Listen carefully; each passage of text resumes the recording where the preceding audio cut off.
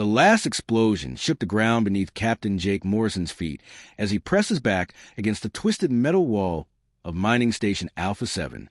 His rifle felt heavy in his hands, and the taste of smoke and ash filled his mouth.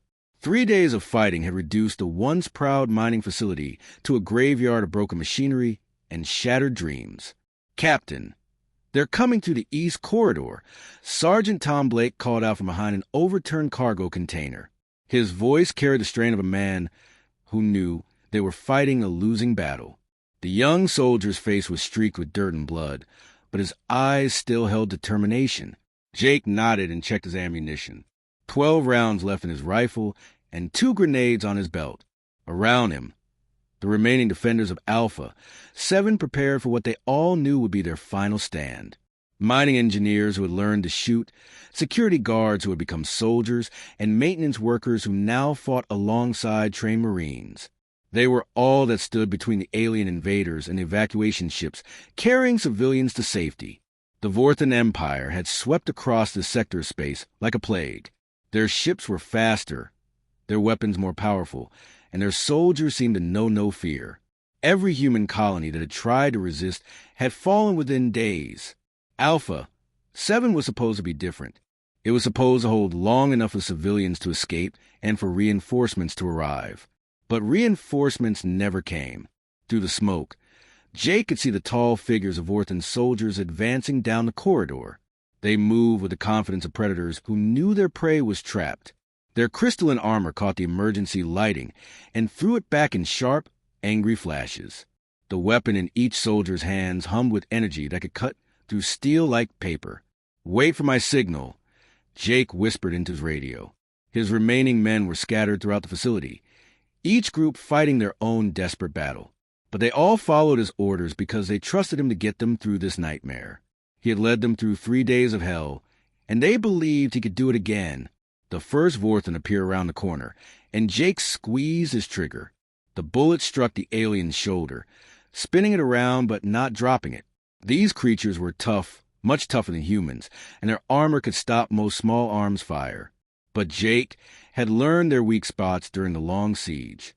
A second shot found the gap between helmet and chestplate, and the alien fell. The battle that followed was short and brutal. Jake's men fought with everything they had, but numbers and technology finally won out. One by one, his soldiers fell or were forced to surrender.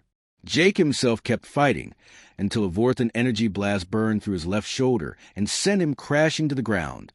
When the smoke cleared, Jake found himself surrounded by towering alien warriors. Their leader, a massive creature with scars across its face, looked down at him with something that might have been respect.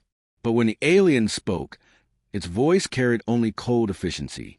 "You are the one they call Morrison," the alien said in perfect English. Its voice sounded like grinding stones. "You have caused us much trouble." Jake struggled to his feet, ignoring the pain in his shoulder. Blood ran down his arm and dripped from his fingertips, but he kept his back straight and his eyes fixed on his captors. He would not give them the satisfaction of seeing him broken. "Just doing my job," Jake replied. His voice was hoarse from smoke and shouting, but it carried no fear. Around him, the surviving members of his unit were being herded together by Vorthan soldiers. Some were wounded, all were exhausted, but none had given up the fight easily. The Vorthan leader studied Jake for a long moment. "Queen Vel Tar wishes to speak with you. She has heard of your resistance and finds it curious that such primitive creatures could cause such delay to our forces." They dragged Jake through the ruins of the mining station to where a massive Vorthan transport ship had landed in the facility's main courtyard. The ship was beautiful in a terrifying way, all smooth curves and gleaming metal that seemed to drink in the light around it. It was larger than any human vessel Jake had ever seen, and it hummed with power that made the air itself vibrate. Inside the ship, Jake was amazed by the technology surrounding him. Walls that seemed to be made of liquid metal flowed and shifted as they passed. Lights appeared wherever they were needed without any visible source. Everything was clean and perfect and utterly alien. It made the rough, practical construction of human ships look like cave paintings by comparison. They brought him to a holding area where other human prisoners sat in stunned silence. Jake recognized some faces from the mining station's crew, civilians who had been caught when the attack began. Their eyes followed him as the Vorthan guards pushed him into the containment field, and he could see hope flicker in their expressions. Even as prisoners, they looked to him for leadership. Captain Morrison, one of the miners, whispered, "Are the evacuation ships safe? Did the families get away?" Jake nodded. "They got away clean, Bill. That's what matters." He did not mention that it was likely the only victory they would ever have. The important thing was that thousands of civilians had escaped while Alpha 7 burned. That made everything worthwhile. Hours passed before they came for him again. This time, the guards were different, more ceremonial in their bearing, with armor that gleamed like jewels. They led him through corridors that grew more magnificent with each step, until finally they reached a vast chamber at the heart of the ship. Queen Veltar sat on a throne that seemed to be carved from a single massive crystal. She was tall even by Vorthan standards, with scales that shifted color in the light and eyes like purple fire. Everything about her spoke of power and authority that stretched across star systems. When she looked at Jake, it was with the mild interest of someone examining an unusual insect. "So," she said, and her voice was like music played on an instrument of ice and steel. "This is the human who thinks he can stand against the might of the Vorthan Empire." She rose from her throne and walked toward him with fluid grace. How amusing! Queen Veltar circled around Jake, like a predator studying its prey. Her footsteps made no sound on the polished floor of the throne room, but Jake could feel her presence like a cold wind at his back. The alien queen's purple eyes never left his face, searching for any sign of weakness or fear. "Do you know why you are here, human?" she asked, stopping directly in front of him. Her height forced Jake to look up to meet her gaze, but he kept his expression neutral. "You are here because I find your species fascinating in its stupidity." Jake said nothing. His military training had taught him that silence was often the best weapon against psychological attacks. Let the enemy talk. Let them reveal their intentions, and never give them the satisfaction of a reaction. The queen's scaled lips curved into what might have been a smile. "Your silence will not protect you, Captain Morrison. I have broken stronger wills than yours." She gestured with one clawed hand, and the walls of the throne room came alive with holographic displays. Images of burning human colonies filled the air around them. Jake watched as Vorthan ships reduced cities to ash and scattered the survivors like leaves of storm. The technology was so advanced that he could hear the screams and smell the smoke as if he were standing in the middle of each battle. 17 human worlds have fallen to my forces in the past month. Queen Veltar said, her voice filled with pride. "Your species fights like children with toys against warriors with true weapons. Look at these pathetic attempts at resistance." The hologram shifted to show human soldiers firing primitive kinetic weapons at Vorthan armor. The bullets bounced off harmlessly while energy beams cut down the defenders in return. Jake watched his own kind die over and over again, but his face remained stone. "On Kepler, 442b, your Marines lasted 6 hours before they surrendered," the Queen continued. "On New Texas, the entire planetary defense force fled when they saw our ships in orbit. Even your vaunted Earth Defense Corps crumbled when faced with superior technology and tactics." More images flashed past. Surrender ceremonies where human commanders knelt before Vorthan officers. Prison camps filled with defeated soldiers. Refugee ships fleeing toward the outer systems with whatever civilians could escape. Each scene was designed to break Jake's spirit and show him the hopelessness of human resistance. "Your people call this war, but it is barely worthy of a name," Queen Veltar said. "We have faced species across the galaxy that could challenge us for months or even years. The crystalline hives of Andromeda held out for 3 years before we conquered them. The machine lords of Sector 7 fought us ship for ship across a dozen star systems." She paused a holographic display on an image of Jake's own mining station burning. The sight of Alpha 7's destruction hit him harder than all the other images combined, but he forced himself to show no emotion. Those were his men who had died in that fire, his responsibility and his failure. But humans... The Queen's laugh was like breaking glass. "You cannot even comprehend the forces arrayed against you. Your technology is primitive, your tactics are predictable, and your soldiers break the moment they face real opposition. You are insects trying to fight gods. Jake finally spoke. "We held Alpha 7 for 3 days against your best troops." His voice was calm and steady, showing none of the anger burning in his chest. Queen Veltar's eyes flashed with amusement. 3 days? You think 3 days of pointless dying proves something about human courage? Child, I have conquered civilizations that fought for centuries. 3 days is nothing more than a minor inconvenience. She waved her hand again, and the holograms changed to show Vorthan military might. Massive warships that could crack planets, soldiers in armor that made them nearly invulnerable, weapons that could level cities with a single shot. The display was overwhelming in its scope and power. "This is what real military force looks like," the Queen said. "We have been conquering worlds since before your species learned to make fire. Our empire spans 3 galaxies. Our armies have never known true defeat. What could your pathetic mining station possibly teach me about war?" Jake watched the displays without flinching. "You're here talking to me instead of conquering the next world," he said quietly. "That must mean something." The Queen's expression darkened. "I am here because I find it amusing to watch lesser species realize their place in the universe. You fought well for an animal, Captain Morrison, but now you must accept reality. Your species will serve the Vorthan Empire, or will be eliminated."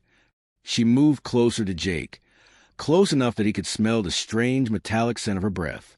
"I could have you executed now and be done with this conversation," she said.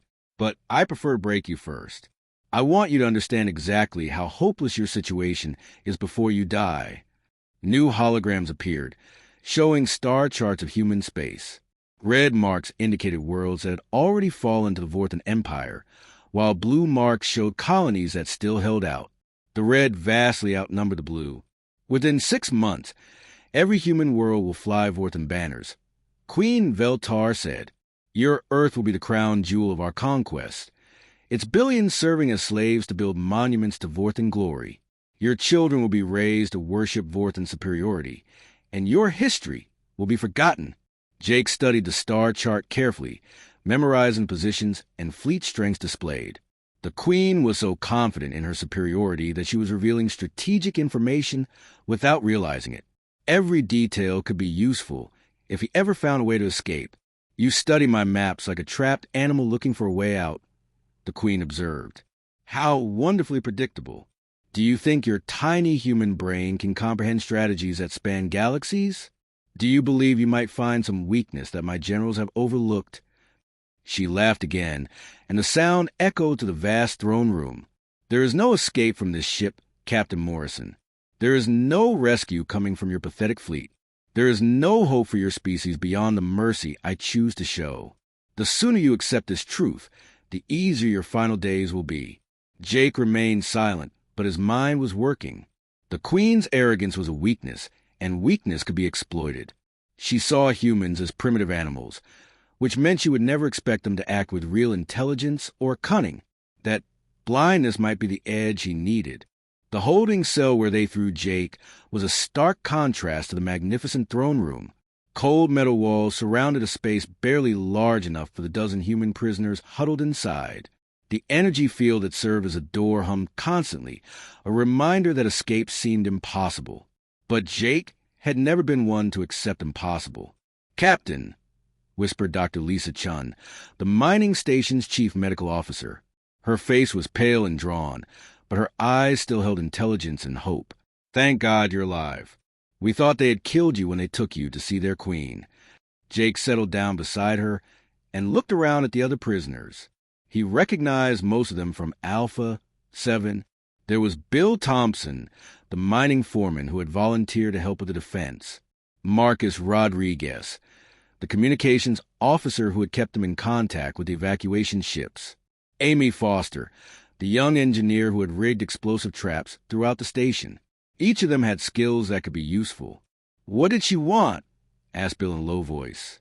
The older man's hands were shaking slightly. Whether from fear or anger, Jake could not tell. "To break me," Jake replied quietly. "To show me how hopeless everything is." He paused and looked each prisoner in the eye.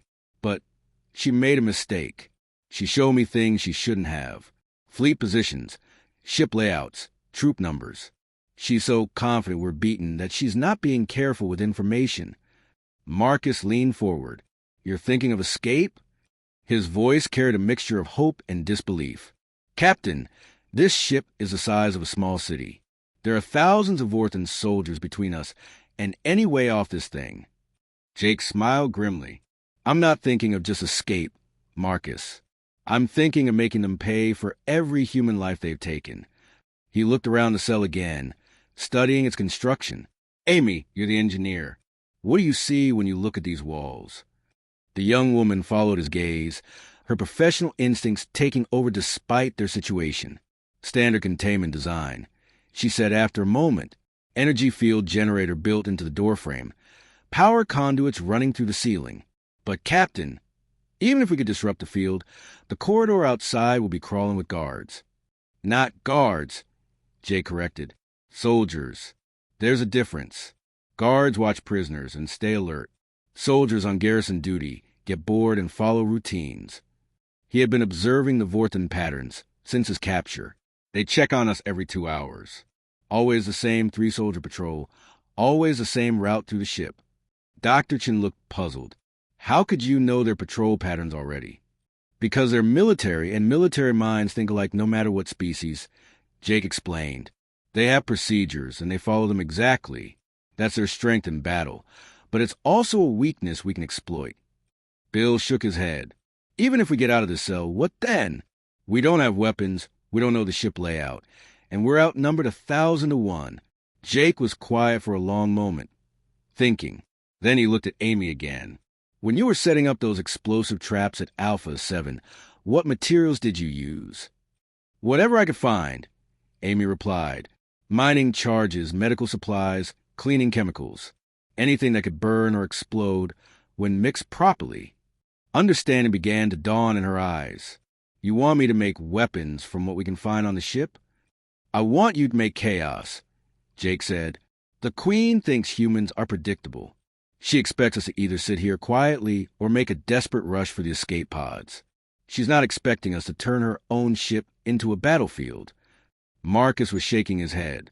Captain, even if we could cause some damage, what's the point? We'd still die, and it wouldn't help Earth or any of the other colonies. Jake's expression grew hard. Marcus, look at me. Do you think I care about dying? The communications officer met his gaze and saw something that made him fall silent. I care about making sure these aliens understand that humans don't break easily. I care about buying time for other colonies to prepare. And I care about making Queen Veltar regret the day she decided to underestimate the human spirit. Over the next few hours, Jake quietly organized his fellow prisoners. Dr. Chin began treating their wounds and assessing their physical condition for what was to come. Amy started cataloging everything in the cell that might be useful for improvised weapons or explosives. Marcus worked on memorizing the guard patrol schedules and timing their movements. Bill, despite his initial doubts, proved to be invaluable when it came to understanding the psychology of working people. Captain, he said during one of their whispered planning sessions, there have to be maintenance crews on this ship.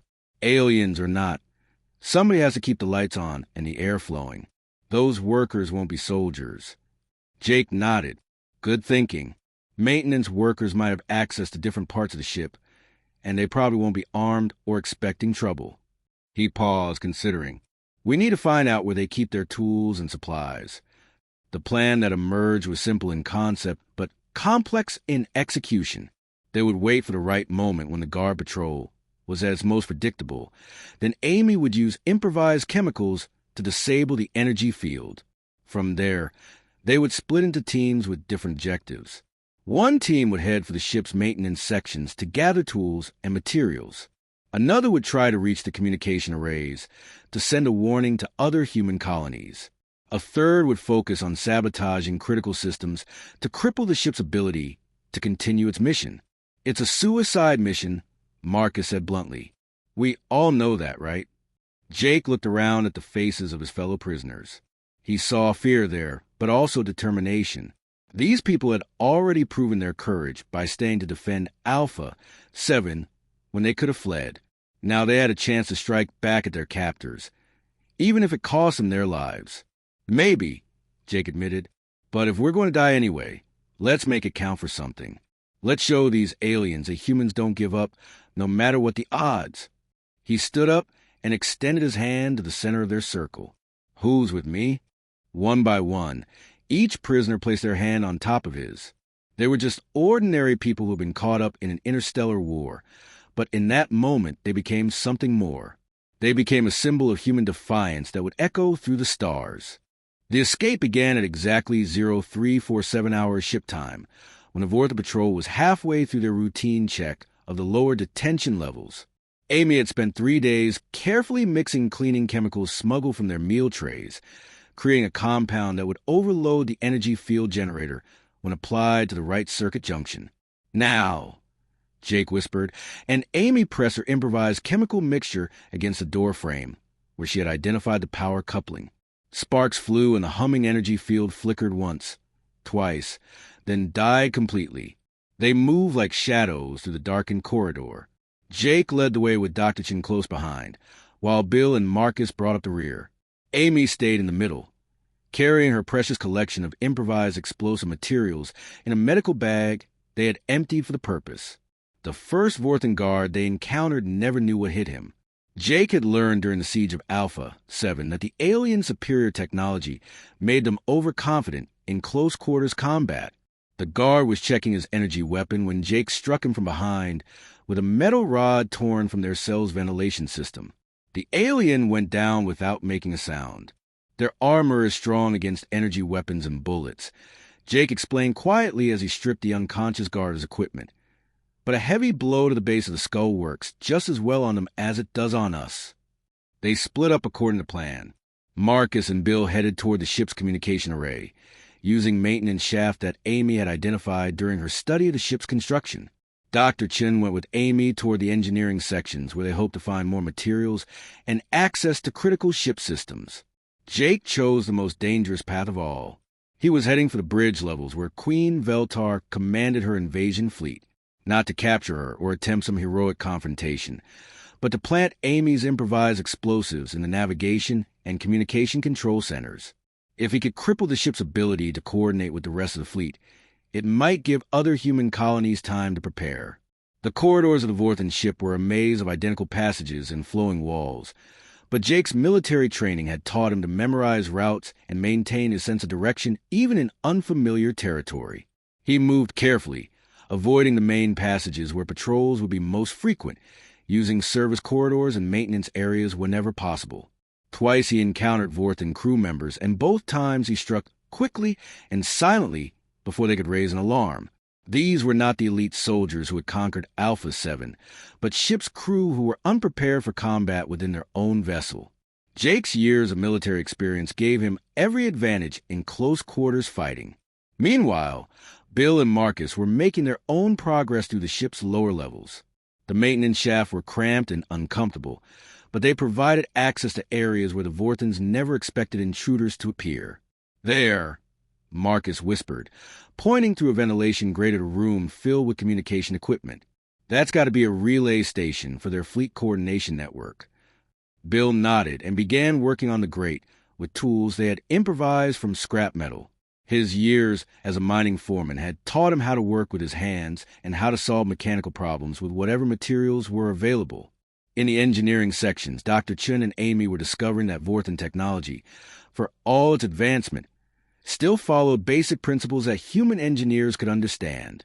Amy studied the power distribution systems, while Dr. Chun kept watch for patrols. "It's incredible," Amy whispered as she examined the alien machinery. "Their technology is centuries ahead of ours, but the basic concepts are the same. Power has to flow through conduits. Systems need cooling. Critical functions need backup power supplies." She began placing small explosive charges at key junction points, using her knowledge of engineering principles to identify the spots where damage would cause maximum disruption. Each charge was carefully timed to go off in sequence, creating a cascade failure that would spread throughout the ship's systems. Back in the upper levels, Jake had reached his first objective. The navigation control center was lightly guarded, protected more by its location deep within the ship than by actual security. Jake waited until the single guard completed his patrol route, then slipped inside. The alien navigation equipment was beautiful and completely incomprehensible, but Amy had taught him what to look for: power coupling points, data transmission nodes, backup system connections. He placed his explosives with the care of a surgeon, ensuring that when they detonated, they would destroy the ship's ability to navigate through hyperspace. As Jake worked, alarms began sounding throughout the ship. Someone had discovered the unconscious guards or noticed the missing prisoners. The element of surprise was gone, but the plan was already in motion. Queen Veltar's voice echoed through the ship's communication system, speaking in her own language to rally her crew. Jake could not understand the words, but he could hear the anger and confusion in her tone. This was not how conquered prisoners were supposed to behave. Jake finished setting his charges and began making his way toward the communication control center. Behind him, he could hear the sounds of running feet and shouted orders as Vorthan soldiers searched for the escaped humans. But the ship was huge, and the searchers did not know where to look or what the humans were trying to accomplish. In the engineering section, Amy's explosives began detonating in sequence. The first blast knocked out power to 3 entire decks, plunging sections of the ship into darkness. The second explosion damaged the main computer core, causing navigation and communication systems throughout the fleet to begin malfunctioning. Marcus and Bill had reached the communication relay station and were methodically destroying equipment with improvised weapons. Years of working with heavy machinery had given Bill the knowledge of exactly how to break complex systems most effectively. The ship shuddered as Amy's final charge detonated in the main power distribution center. Emergency lighting flickered on throughout the vessel, but many critical systems remained offline. The mighty Vorthan flagship, pride of the invasion fleet, had been crippled by a handful of humans with improvised weapons and determination. Jake reached the communication control center just as the lights went out. In the darkness, he planted his remaining explosives and set the timer for 5 minutes. That would give him time to reach the bridge level where Queen Veltar waited, no longer the confident conqueror, but military commander dealing with the impossible. The bridge of the Vorthan flagship had never experienced chaos like this. Emergency lights cast strange shadows across the crystalline control panels, while alien voices called out damage reports in urgent tones.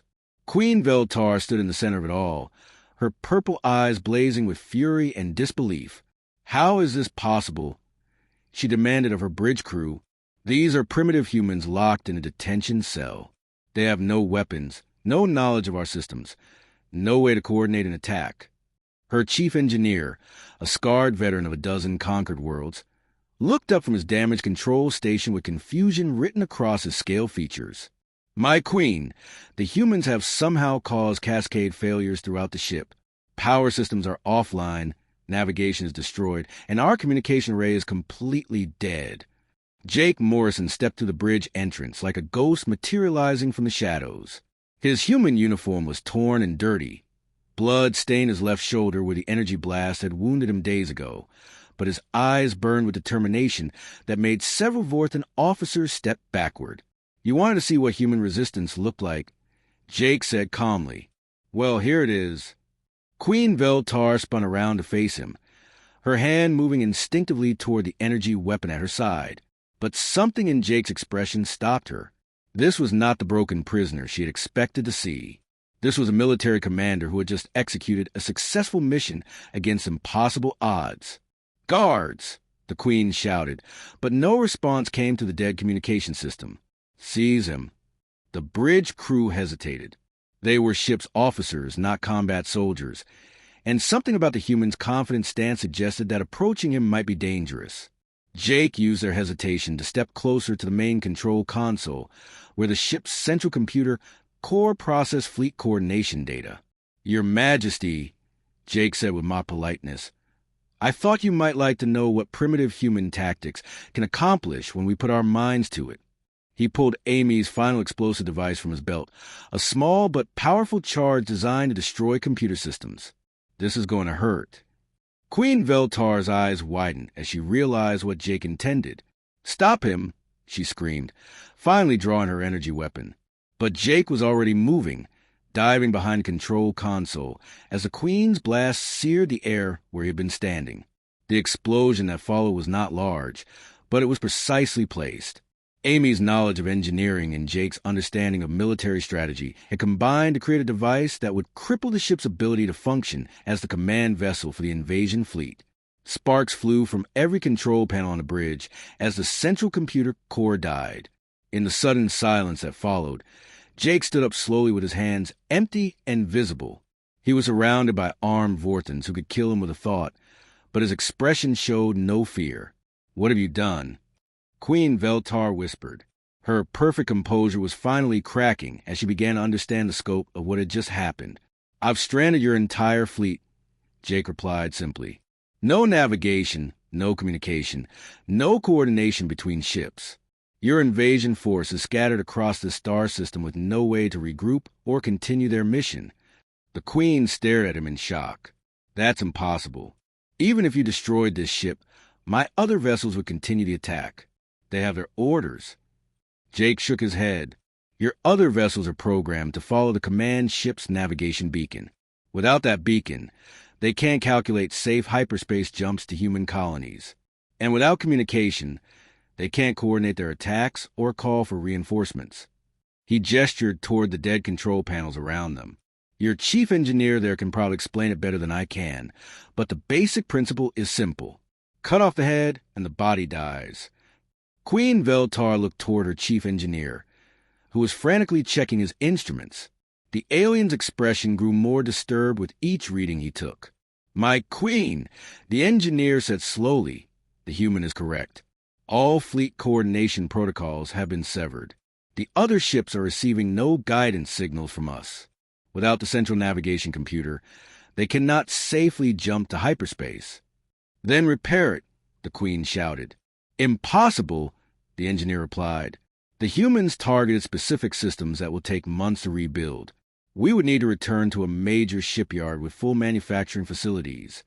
Jake watched the Queen's face as the full implications sank in. Her mighty invasion fleet, the pride of the Vorthan Empire, had been neutralized by a handful of escaped prisoners using improvised explosives and basic engineering knowledge. "But why?" Queen Veltar asked, turning back to Jake. "You know we will execute you for this. You know your sacrifice will not save your species. Other fleets will come, other worlds will fall. Why throw away your life for a temporary victory?" Jake smiled grimly. "Because that's what humans do. We don't fight just to win. We fight to make sure our enemies pay a price for every victory. We fight to buy time for others to prepare. And we fight to prove that some things are worth dying for." The Queen stared at him for a long moment. "You are insane. All of your species must be insane." "Maybe," Jake agreed. "But that's exactly why you'll never really defeat us. You think like conquerors, planning campaigns and calculating odds. We think like survivors who have nothing left to lose. You can't predict crazy, and you can't break people who refuse to stay broken." Footsteps echoed through the bridge as armed soldiers finally arrived, having climbed through maintenance shafts to reach the command center. But they stopped short when they saw their Queen standing motionless, staring at the human prisoner with an expression none of them had ever seen before. For the first time in her long military career, Queen Veltar was looking at an enemy she did not understand. The humans had not fought like any other species she had conquered. They had not surrendered when outgunned, not despaired when outnumbered, and not broken when tortured. Instead, they had turned their own weaknesses into weapons and their desperation into strength. "Take him to the detention level," she finally ordered, her voice barely above a whisper. As the guards led Jake away, he looked back over his shoulder one last time. "Your Majesty," he called out, "when the next human fleet arrives to rescue us, remember this conversation. Remember that you had every advantage and we still found a way to hurt you. That's what humanity is going to bring to this war." Queen Veltar remained standing on her ruined bridge long after the human was gone, staring at the dead control panels and trying to understand what had just happened. For the first time since the invasion began, she wondered if conquering humanity might cost more than the Vorthan Empire was prepared to pay.